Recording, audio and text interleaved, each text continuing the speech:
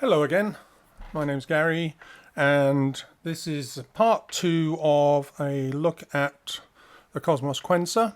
I will link the first video somewhere on the screen so you can see the basics of how it works. I actually got this as a Christmas present, and it's I did a first sort of technical test and some of the basics, and I've now had it a couple more hours and managed to sort of get under the surface a bit more. So I thought I'd do a video which takes you into the sort of second level down. It's quite a complex little beast, full of interesting possibilities. Not sure they've been explored on YouTube very well, but so this is very much looking at the sort of, like I said, more advanced modulation and things like that. Hope you had a good Christmas. It's the day after Boxing Day here, and it's the storm's just blown through, so hopefully the power won't go out, and also you'll be able to hear me speaking. I'm actually on headphones at the moment.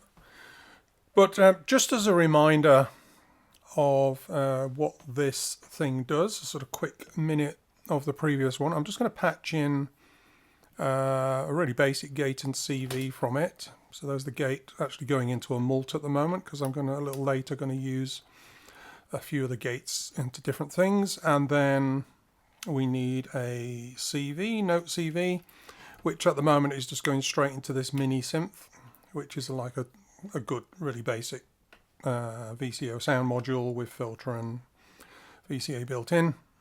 And then we need to clock the Quencer. I'll call it Quencer from now on rather than Cosmos, I don't know why.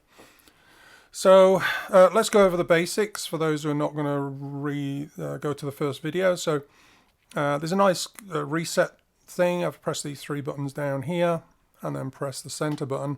That effectively resets it to an initialized value. And if we just play that, so I'll just turn up the volume of this guy, you can see the lights going around, and it's just picking out that single note. A little bit of decay on it, a release rather.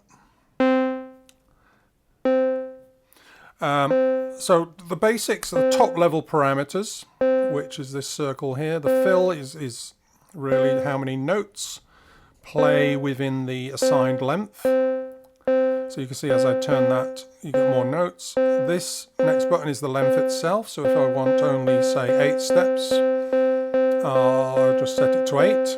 And you can see it sort of bunched up those notes into the 8 steps from the 16, because I went from 16 to 8.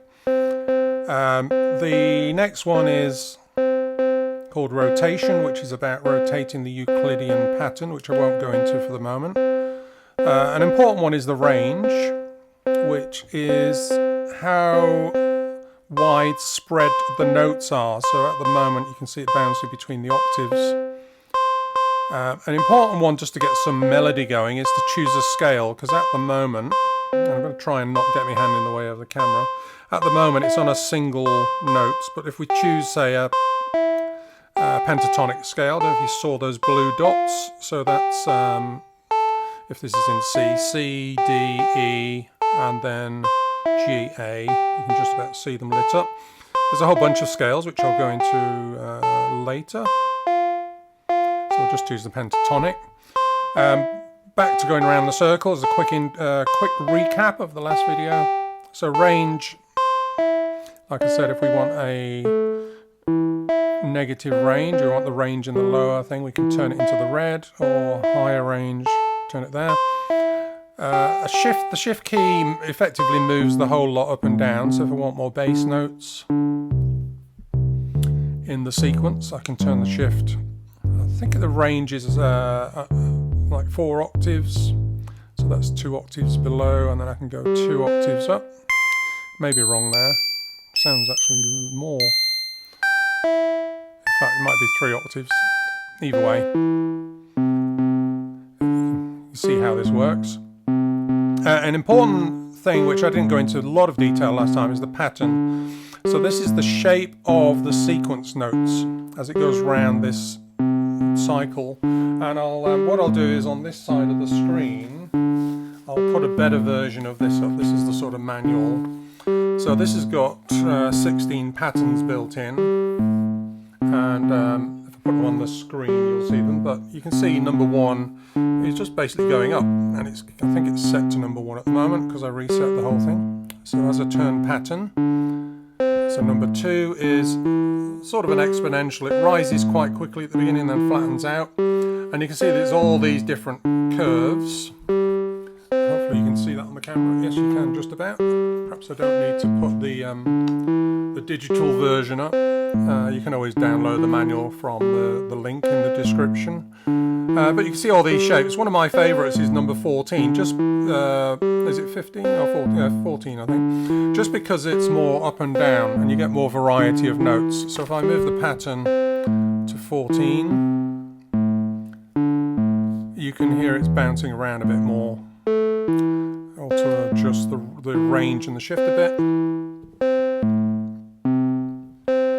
Right, so that's the pattern. So we've got some basic melody going now, which you can hear it's repeating, which is why the main focus of this video is going to be on the modulation and the randomization of some of these parameters. The scale, the bias, like I said, bias and rotation, these two are about the bunching up or the rotation of the Euclidean sequence. Put a bit of reverb on just to make it a bit more interesting on the sound. Remember, we're just exploring the sequence and not the sound, so a little later I'm going to connect the oscillator out of the Quencer, the sequencer, which will has some really nice sounds built in. But anyway, where were we? So the top level we've just been through. We also went through the next level down very briefly. One of the key ones, we'll press the function key here. The key ones is the speed, of course. So I'm just going to double the tempo, which makes this sort of syncopated rhythm a bit more interesting. Okay. If you can see it's repetitive at the moment, so there's various things we can modulate. So this is like perhaps the first modulation look. So one of them we could modulate is, for example, the fill amount. So if I press randomization, so look at mod separately because that requires a LFO input, but just the randomization, just randomize this Euclidean pattern. Let's do it in a positive direction. So you can see as I turn this to the right, this is how much randomization is going to be applied on the positive side, how much on the negative side. So let's do a moderate amount. Now if you look at the fill pattern, you can hear it's changing the rhythm all the time. If I then readjust the fill, I can go from hardly any triggers, turning the fill down,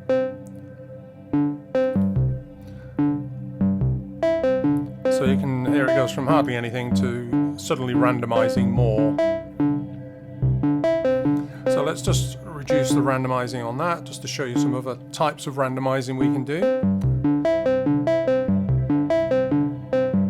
So the note randomization, that could be done easily by randomizing the pattern. So as I showed you earlier, all these different patterns, if we bouncing between them randomly, it's obviously going to choose a different range of notes, and that's one of the easiest ways to get a completely different sequence of notes each time. So random pattern.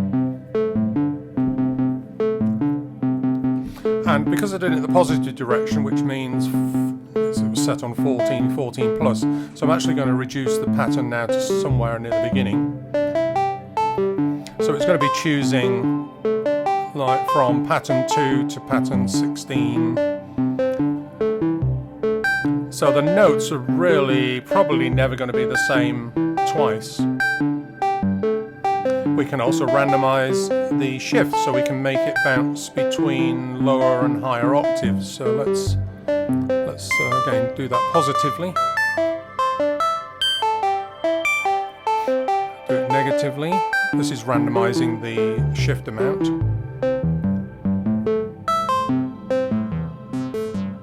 Just changing the sound over here for a bit of interest.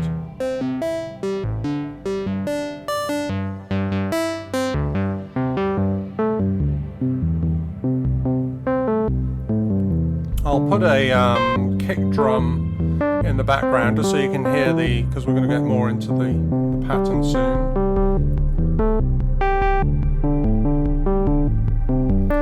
So hopefully you can hear the kick. Let's put a click on the more of a clicky bass drum.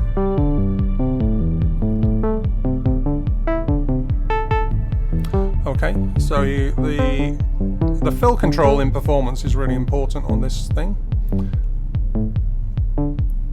So that's a fixed rhythm now. The notes are changing, but the rhythm's fixed. And we can, let's do a non-traditional time signature, something like 7 steps.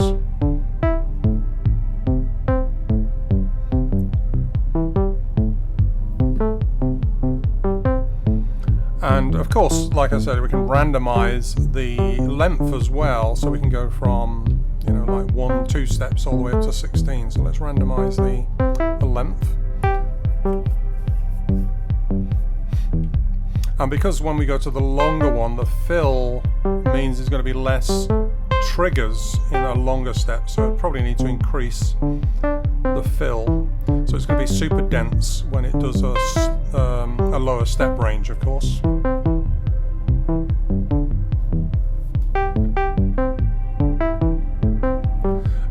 Likewise, we could randomize the scale, but that's going to take us into quite non-melodic or very chromatic territory. We can do it just for the hell of it. Oh, by the way, when I press random, it actually tells you which parameters, in this case the top level ones, are being affected by random. So as you can see there, we've got randomize the length, randomize the pattern, and randomize the shift. If I now randomize the scale, things will get weird melodically.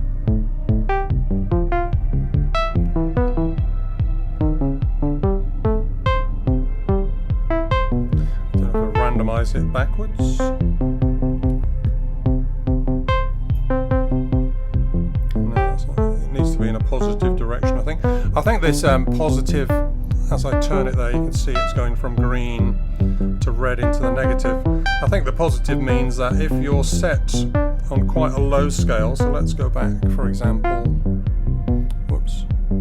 let's go back to like just a single note, it now means it's going to choose randomly forward from that. And there's different, I'm actually going to bounce around on all of this, there's different types of scales. I'll put a digital one up if I can't see this on the video. So number 1 is just C, number 2 is C and the 4th and 5th, C being the root.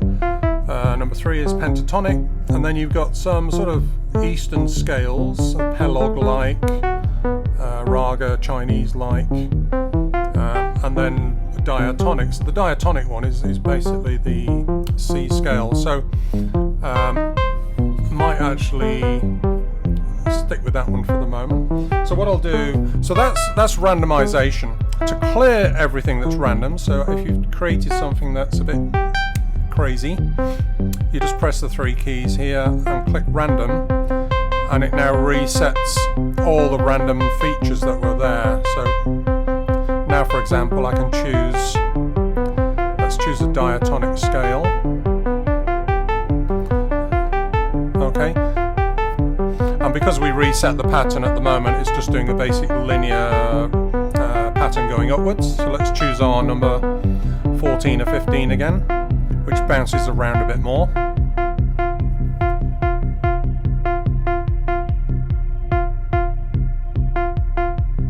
So now we're into set pattern territory, which is quite useful for some things. Let's make the length a bit longer.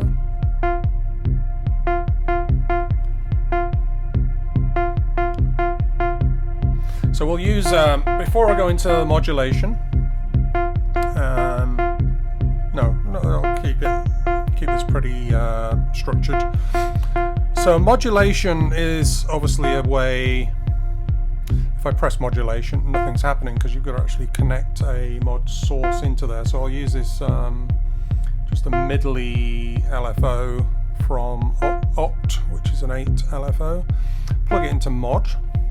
Now if I press mod, you can actually see the modulation happening. So it's a bipolar, it going into the red and then back into the blue, so on. So you can actually get a sense of the speed, and it's quite a nice little touch that not many modules show you the LFO speed, but I could change the overall speed of Oct, for example, to make it faster. And this is a very good way of modulating in a cyclic way, because what we can do, for example, is if we modulate the fill, it's going to increase and then decrease and in a much more linear way instead of random, which is sort of all over the place. So let's say put it there. So it's going to go from nothing to suddenly quite a lot. So let's fill it in, and then it modulate off. You need to set it in between the modulation bipolar.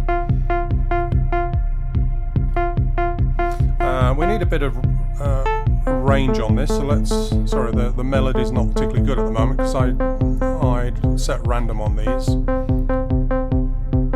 And then pattern, so that's moving around a bit more. Let's increase the range.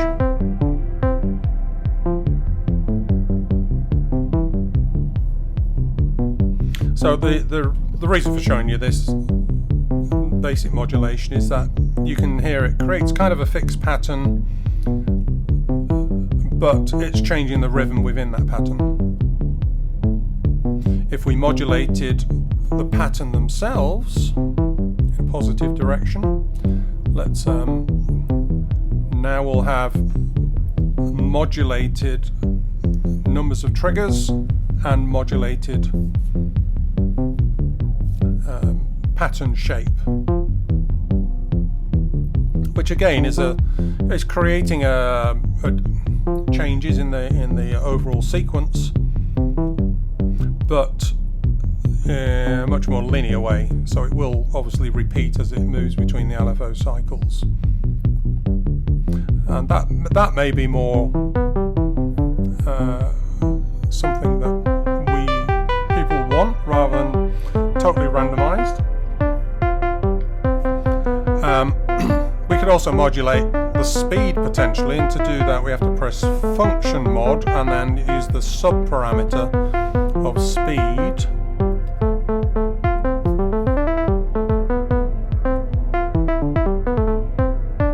And that's going to sound weird because it's obviously going through triplets and then dividing. It's basically a clock division, so it's going positive clock, negative clock, which is kind of good for certain things if you want to go crazy. Put a bit of delay on for a bit of fun.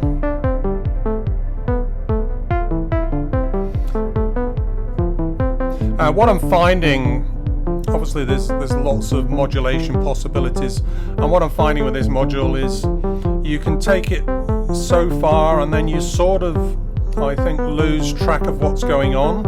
Admittedly, you can go in, if it's getting out of hand and you need to tame it, you can press any of the modulation buttons and then just reset them, or you can do the whole lot in one go. 3 buttons, press mod, it will reset all the modulation and take you back to something pretty straight and linear.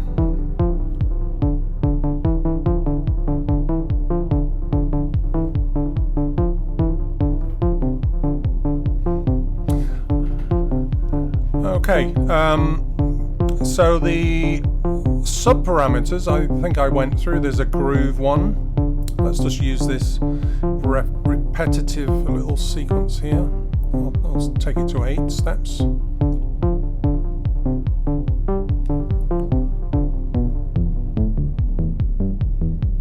So you can create, these fixed sequences that just go on like that if you find a nice one.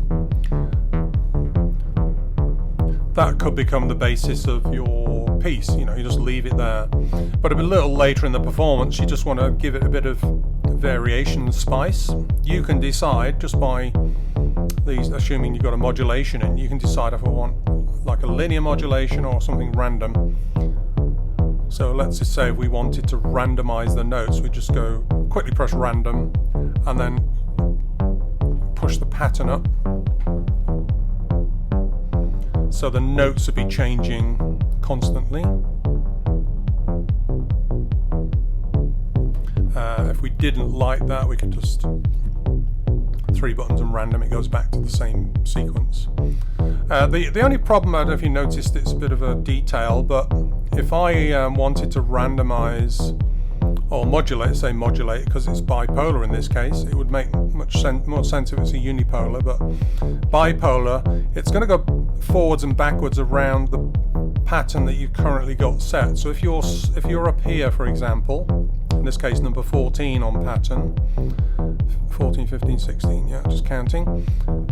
So when you modulate it, it's going to go forward a couple. I'm not sure if it actually goes to number 1. It doesn't sound like it does. In fact, we can try it. So let's modulate pattern in a positive direction. And look at the cycle. So it sounds like on the negative part that it's doing a lot more than on the positive part. So I think it only goes up to like 14, 15, 16 on the positive, and then on the negative it goes, you know, more of them. I may be wrong there, perhaps someone can chirp in if they know the answer to that. But it does impact you in performance, because if you say I want to spice up this bass line, let's have a few more notes, and you're a higher part of whatever one of these top levels is, then your modulation is going to only affect it mostly in the negative cycle. So anyway, let's demodulate that.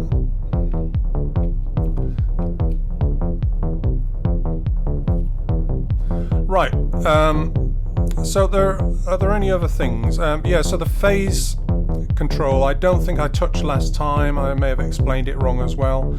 Now I know what they are. So the phase is basically which part of the pattern you're in, and it's probably best to show you. If I go to pattern 1, which is basically a linear slope, and obviously increase the range so we can hear it happening.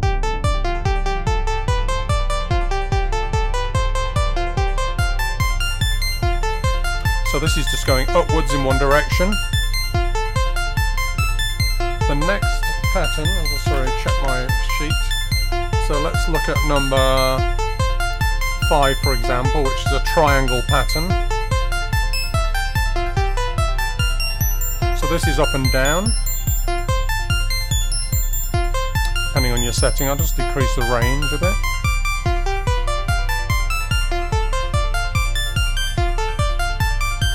Right, the phase is, you can move the pattern start and end time around, so function and phase.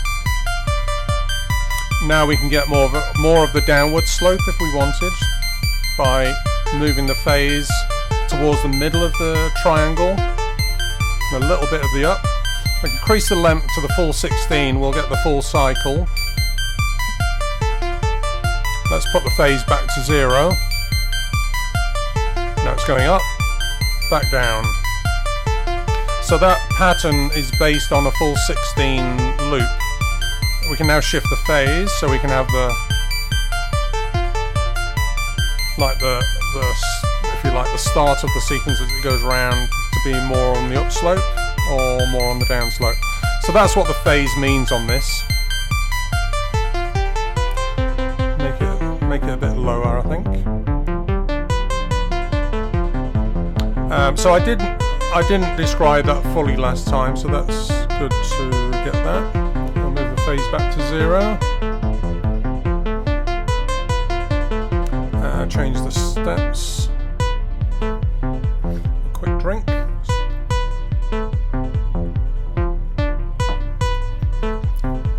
it a bit lower.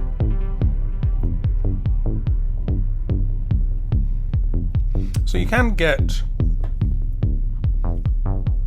some interesting excuse me, interesting sort of beats like this, or what should call them, patterns like bass line or something.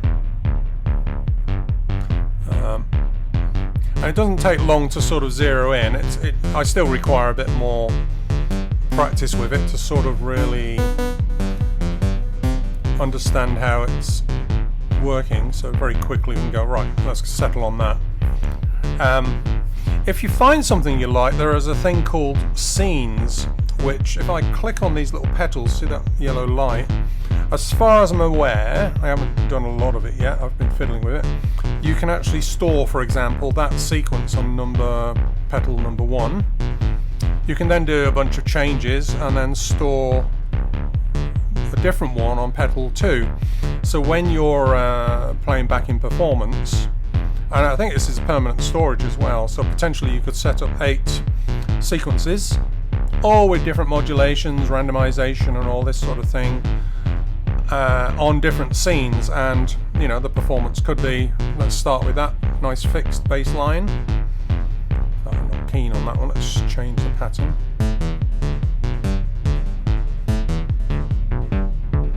And of course remember, this is coming out of CV, so we can send this to any module. I do like sending it to the Pony and the Twin Waves as well, but just for now I'll use the mini synth, the drop for the mini synth. So what was I saying? Yeah, so performance could be, and I think it's the lock button here allows you to lock that into a scene. I think you press lock and then the pedal. Maybe wrong. I can't remember, but I want to fix it for now. Function. Yeah. Anyway, it's one of them that allows you just to lock that in, and then you can move to the next scene. But before we do that, let's just turn down these guys. Let's have a look at some of the internal sounds, because the more I play with this, the more I've realized that the internal sounds on this really give me a whole new oscillator.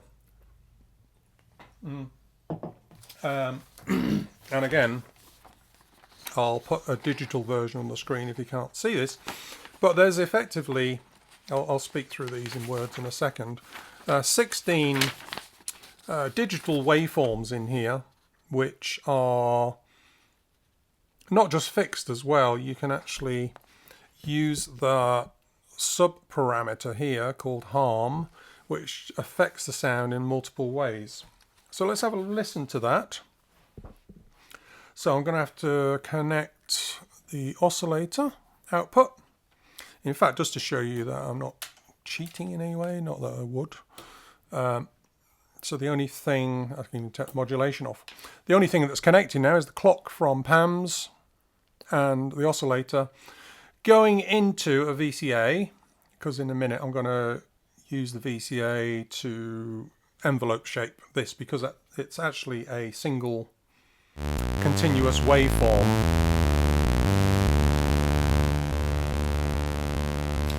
Take off the delay. So it's actually being triggered at the moment because the length is set there. So I'm going to reset so we can see this from scratch. I'm going to set the length to 0. So that's a continuous waveform. It's still being clocked, so you can still hear a little bit of a trigger. To change the waveforms, you press function and this, and you can go around this, each of the 16 steps. So that's number 2, that's number 3, that's number 4.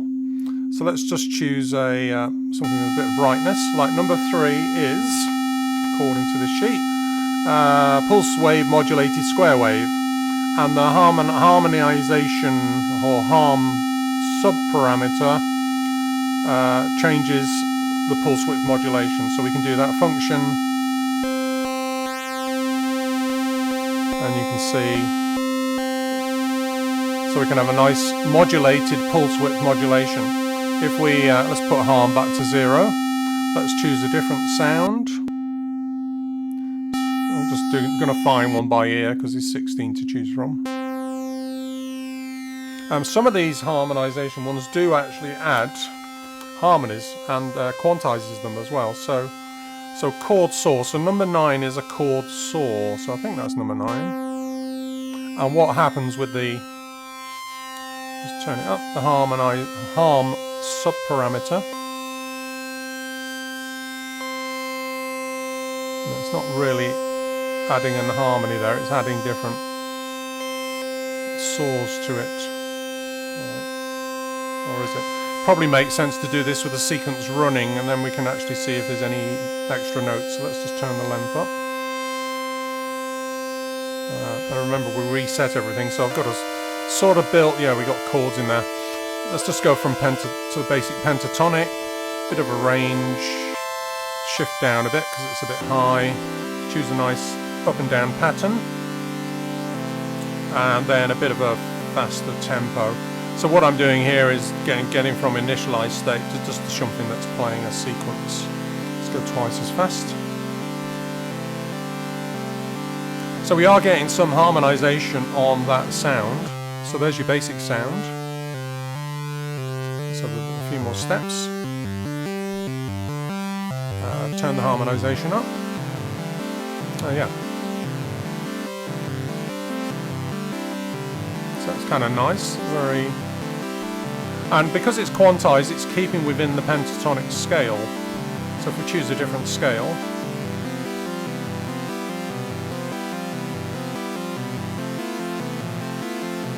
so it's very nice. That would benefit from a bit of reverb.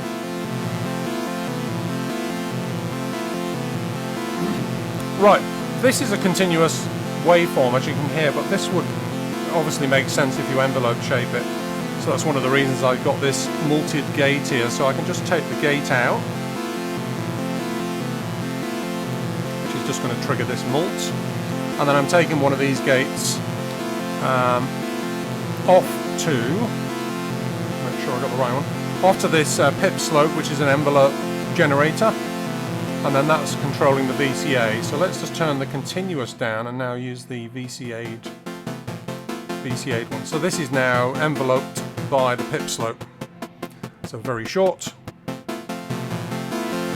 very long. It would also benefit from filtering as well. I've got a bunch of filters, so we could do that. So we're currently going in straight into the VCA here. So let's go via this MMF. Just get another patch cable. So I'm just going to do a low pass on it, just so it's not that constantly. I'll turn it up. Obviously the filter is going to reduce the perceived volume.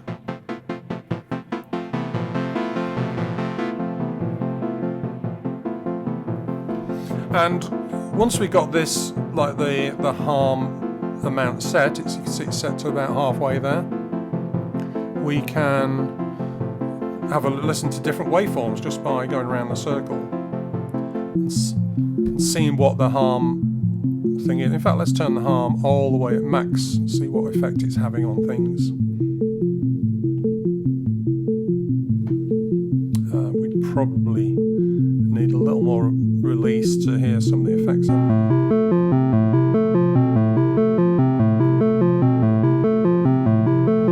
Just going through the waveforms.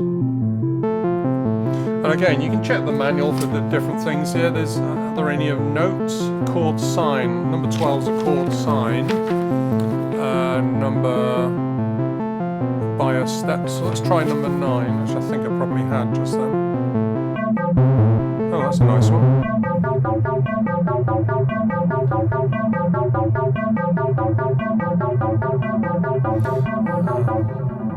Turn the filter down, let's add a bit more top end.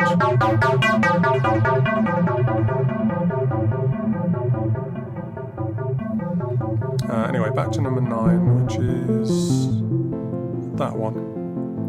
That's quite nice. That might have been the one we had before, I've lost track already. Very sort of modern contemporary, Philip Glassy, Steve Wright type thing. Mainly the sequence, so we can check the scale. Obviously you can modulate the scale, and that could be on a very attenuated modulation, so it could only, moving very slowly between different scales, like I'm doing now.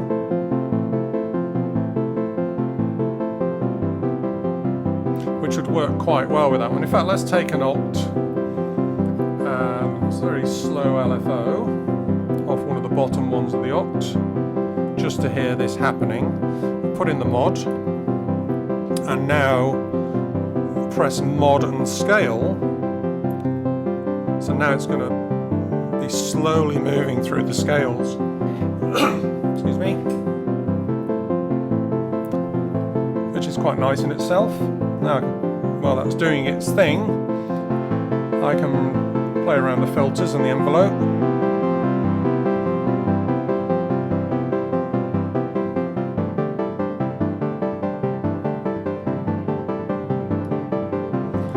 It's changing the reverb type.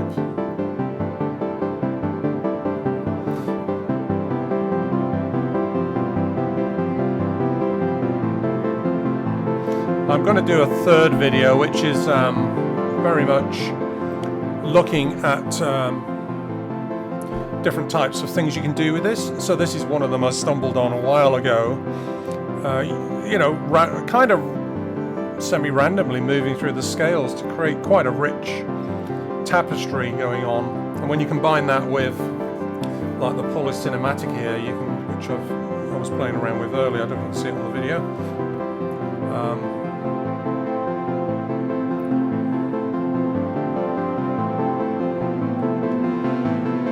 Not quite sure which notes are going to work. It's generally in a C.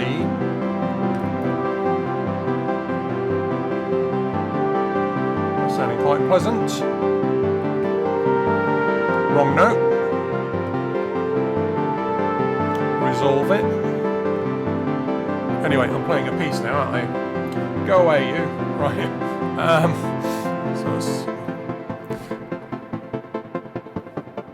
So what was I doing? Yes, I was modulating the scale, and you can hear it's a nice effect on this sort of thing. Of course, rather than just a constant, it's very easy to just turn the fill and choose a different part of the Euclidean. Still have it doing the scale thing. Let's get rid of the... just so you can hear what's happening. Change the waveform. Still getting some chords there, which is good. Oh, right.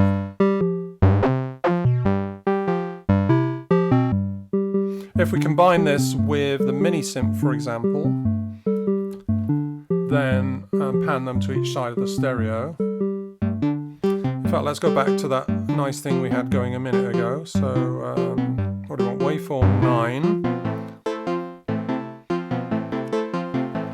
So you're going to get the chords coming from the built-in oscillator, and that's going to one side of the stereo, depending on where you've got your thing set.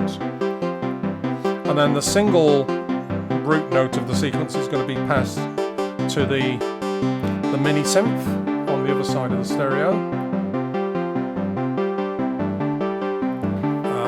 We could make the whole thing faster. Not sure if it would work faster. It's kind of quite nice as it is. Let's go into triplets. Yeah, we definitely go into Philip Glass territory there, going from the doubles into triplets. Let's have a few gaps here and there. Right, that's interesting. You can hear it fixed as well, so that's where modulating or randomizing the pattern might be good here, just so we don't get this. Even though the scale's slowly moving between scales, the rhythm's pretty rigid, so let's and the notes being selected, so let's randomize the pattern. So we're still getting that chordal sense, but we're having different notes being selected for the sequence.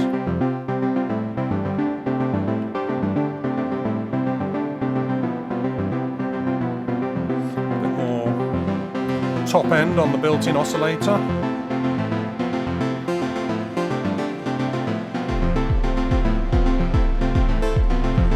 So there's a bit of polyrhythm going on there. We got the 3 times clock on this with the obviously the PAM's basic 1 times clock.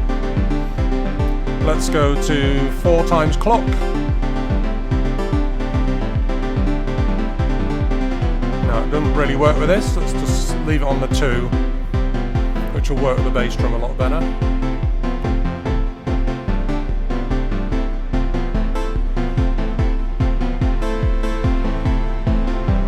I'll just keep to this built-in sound because this is confusing it for the moment.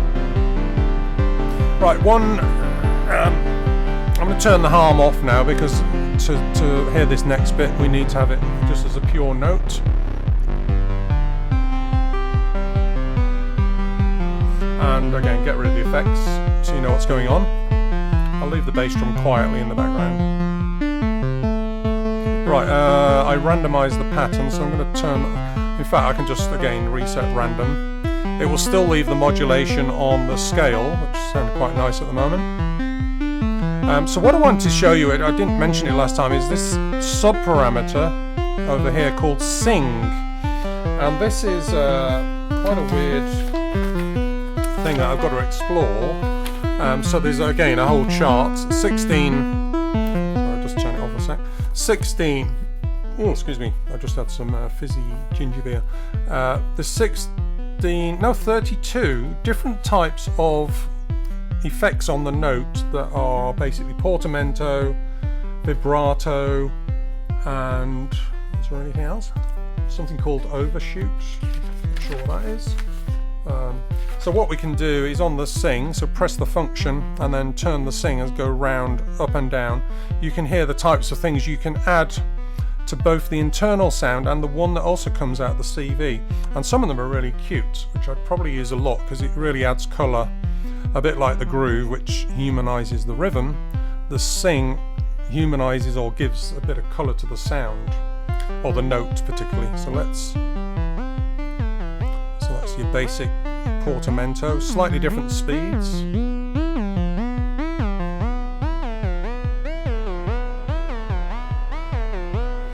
Just adding effects because it's nice to hear the...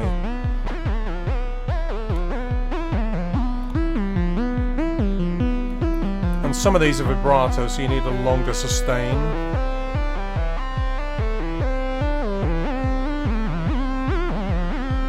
And as you get further to the extreme, the sound, the note effect, well, I suppose it's not an effect, it's the actual articulation of the note gets more extreme. So let's just do... So something like that's quite nice. And like I said, if I listen to the mini synth, that's been sent over CV as well.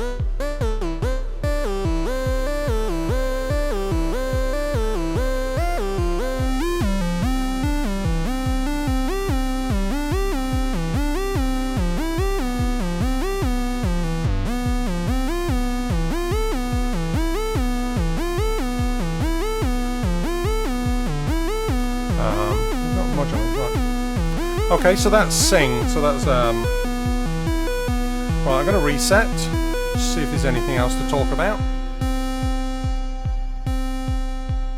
You can see as a reset, it goes sets to the 16 steps, one note every 4 beats, so it's basically on a bar,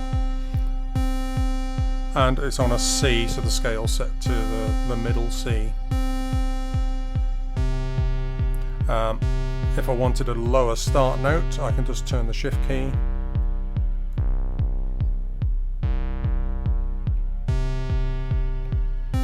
Okay, so one thing I wanted to just clarify, I just thought of it, which is the reason I'm doing this, is the octave, whoops, just hit the camera there, hopefully it didn't destroy what you're looking at. I just realised the function key's probably not in shot, hopefully you can guess what's down here. So what I was doing, I was just going through the shift, so that's like the middle octave. Then we go an octave down, 2 octaves down, 3 octaves down. So that's like 3 o'clock, 6 o'clock, 9 o'clock. And 9 o'clock and the center seems to be the oh no, they're not. Yeah, center and 9 o'clock seem to be the same, so I'm not sure what's going on there. As soon as I go up a step, it jumps an octave. Okay, till 3 o'clock. This is in the positive direction. Another octave, and then it stays there. So let's just count them. 1, 2, 3, 4, 5, 6, 7. I don't know if that means 7 or 8, but okay, it's interesting. So I've talked about scenes. I don't know if there's anything else that I wanted to cover. So the only final thing is like the workflow. If you've and I did a piece yesterday, just checking the function keys in shot is sort of on mine. It may have been too close earlier. Apologies for that. So the basic workflow with this is, you know, from an initialized position, is to quickly go through the top level parameters just to get a sequence going, and you can do it quite quickly. You know, the beats there. I did a piece yesterday out in the wilds and I did a similar thing. I reset it, and then it took me, I don't know, 20-30 seconds to get something going quickly. But let's just talk you through that. I'll use the a combination of sounds. So on the right we've got built-in one, on the left we've got the mini synth, so they're both the same. So the first thing to do is just set more divisions and choose your length. Let's say you want something a bit weird, like a 9 steps. Quickly choose a scale so you're getting different notes, but combined with that you need the range. And as soon as you choose the range, that's when the notes will start switching around. To set your basic register, use the shift key. You want it sort of roughly in that range. And then choose a pattern. At the moment it's just on an upward cycle, so we're going to choose an up and down one, which is number 14. Then you can decide, because I've reduced the steps, you can then decide on how many gaps you want in the steps. Then once you've got something you kind of like as a basic sequence, let's imagine we wanted that to be a bass line.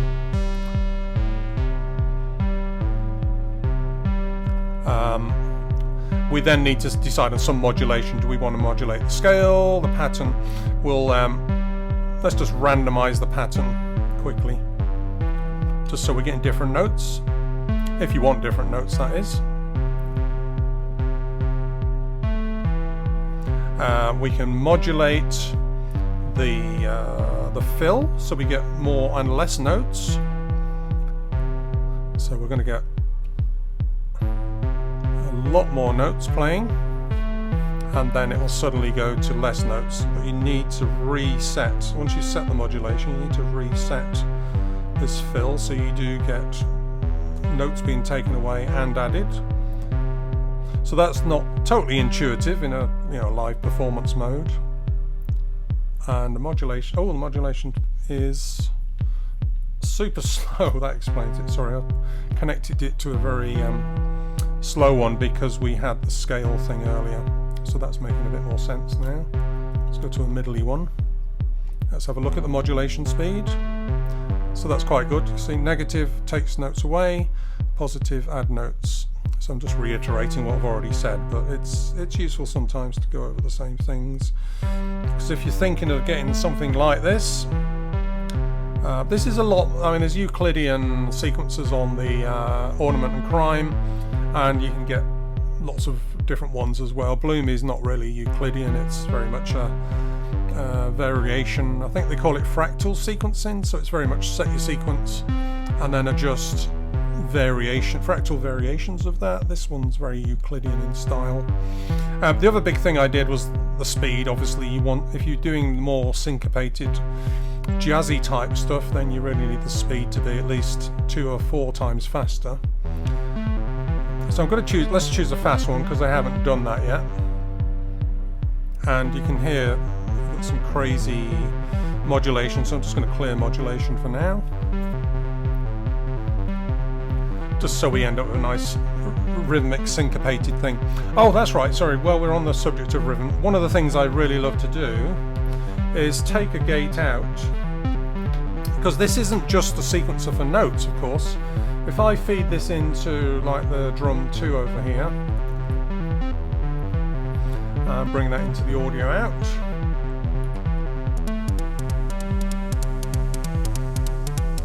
I can get rid of the notes altogether and use this as very much a rhythmic Euclidean driver. Just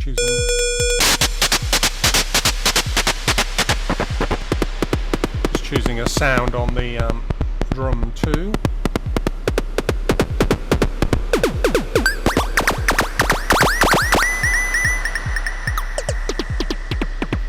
That'll do for now.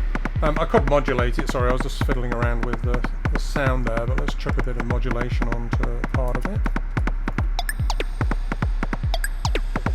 So now we've got a Euclidean rhythm, which potentially you could, of course, modulate. We haven't modulated the rotation or the bias. If I modulate the bias, that means it's got to bunch it up, then open it out again in a varied way. So it's great. Perhaps it's better on like a tom sound if I can find one.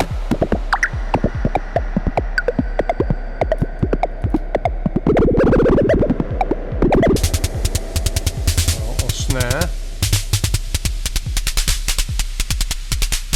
So we've now got constantly changing rhythms, Euclidean type rhythms. I'll just pan the snare to one side, you can see where the kick.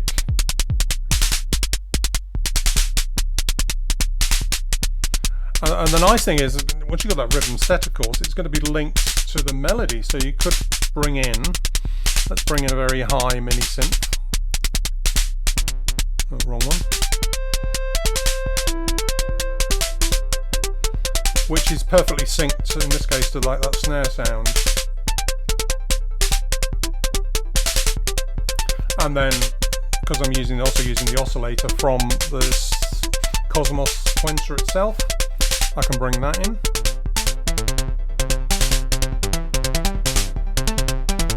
And you can end up with quite a big ensemble type thing happening. Sounding very Scottish because we've obviously got a pentatonic, but let's go a bit minory.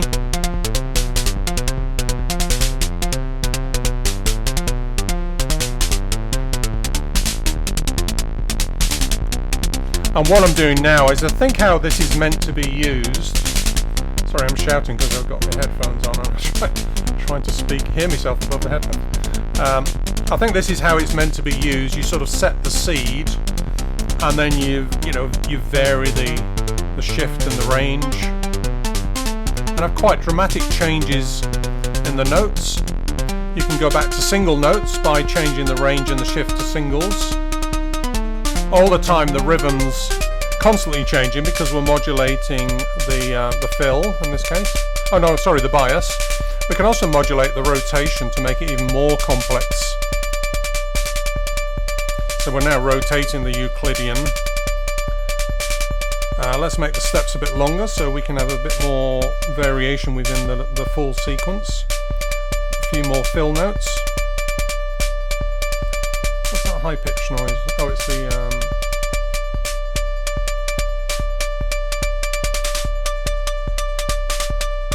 oh, sorry.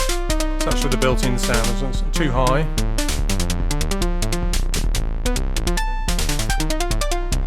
We can get very quickly into this realm of, I call it like contemporary jazz, where it feels like someone's just improvising rather crazily. Let's reduce the tempo to half speed because I don't think the brain can handle much more of that. I don't think we modulated the scale or randomized it. No, we could randomize the scale just for a bit of fun to go really quite crazy note-wise. The scale has got a chromatic, which I think is the last one.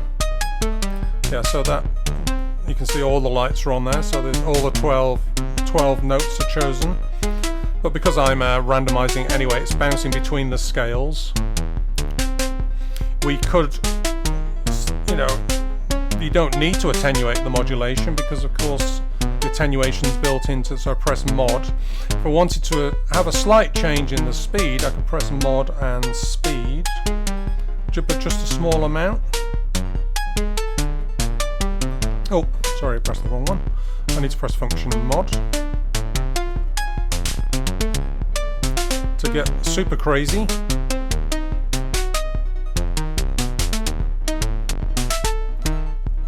So now we've got this cyclical speed up and slow down. And we can watch the mod cycle. So when it goes into the positive, it's going to start to speed up just on that last bit and then slow down. If we had a faster start speed, let's go to ×4. Let's have a look at the cycle. Negative. Super fast now. And then back into negative. Sorry, I'm just experimenting with this live on camera. I'm going to start on the 1x speed. Okay, so you can see by adjusting the amount of the modulation, you can control how much it speeds up and slows down. Let's have a look at the cycle. Quite slow. Super fast. Cool. Anyway, that sort of thing is not going to be to everyone's cup of tea. I'll just set it back, initialized it. It's a good thing to have in a performance. If you don't mind this, it's a shame it didn't resort to this single note. But you know, if things get out of hand, you can just press the reset and take it back to 0, which is kind of cool. And then get going again. But you can see I'm probably going to get super used to this, where it's like, right, more steps, let's choose a scale quick, let's choose these quickly. So you can get, I'll probably get it down to a couple of seconds, just getting from like nothing to suddenly have something going pretty quick. Quite like the triplets. It's interesting with that. It's interesting with the snare playing on the rhythm. It gives it a lot more, what should we, ensemble feel. If there's 3 things happening from the sequencer, more often than not on a modular you would send one sequencer to one sound, and it wouldn't necessarily have that feeling that there's lots of things happening from one sequencer. So that's kind of cool. I'll probably do a third video with actually a bunch of patches that sound quite musical. I had 1 or 2 mixed in there, but this is much more of a tutorial. And then I also want to go through the fact that you can add external gate and CVs into the mix. What that means, I don't know if you can see there, there's a gate input and a CV input. There's also a button which chooses between 5 different logical operations to say what that CV or how that CV is going to affect the sequence. They go through things like add, subtract, replace, that sort of thing. So it's a very nice way of adding even more variation into this, and also transposing, of course, because if you add a constant positive voltage into here, it will lift the whole key up, because that's one of the problems with a lot of sequences. They seem to be rooted into this C major, C minor thing a lot of the times. Obviously, one of the reasons I've got the tip-top quantizer here is actually take the CV out of here and actually choose my scales. This is a much easier way of choosing scales. Admittedly, there'll be inversions because it's not changing the voltage, but it will at least be locking into a scale. So anyway, that's a different story. And there's not much else on here to go through apart from setting scenes and reset, where everyone knows what the reset is, just to get it back to 0, because keeping it in sync with the master clock is another thing, particularly if you go into triplets. So the next video, like I said, I'll cover scenes, storing different patterns, and that in itself will be useful for me to demonstrate quite a varied range of everything from, you know, hardcore industrial stuff, contemporary jazz, sound effects, crazy rhythms, right through to very melodic, harmonized ambient things as well, stored in each of the different scenes, really as patch examples. So hopefully that's been useful. I'm not sure how long that was, probably gone on too long. But again, like I said, this is a very deep little sequencer, which at first I thought it was just a rotational thing. Originally it was just to replace my Hikari analog sequencer, which is like a circular thing, and I thought it'd be great just to tweak the notes every now and then. But interestingly, none of this twiddling here is to do with the notes. It's all to do with molding the sequence, the parameters to mold the sequence and take it into a direction you want it to go in, not actual notes, not like Bloom, where twiddling these is actually notes as part of the sequence. You press the function key and they do other things, but on the top level you are changing the sequence notes here, which is much more traditional and what people expect. This one is very much like steering a car. You can take it down a certain road, but what's on that road is kind of a bit of a mystery sometimes, but sometimes you can control it. So hopefully that's been of use. Any questions, fire away in the bottom. I'll put some basic chapter markers on this as well if you want to jump around. But bye-bye.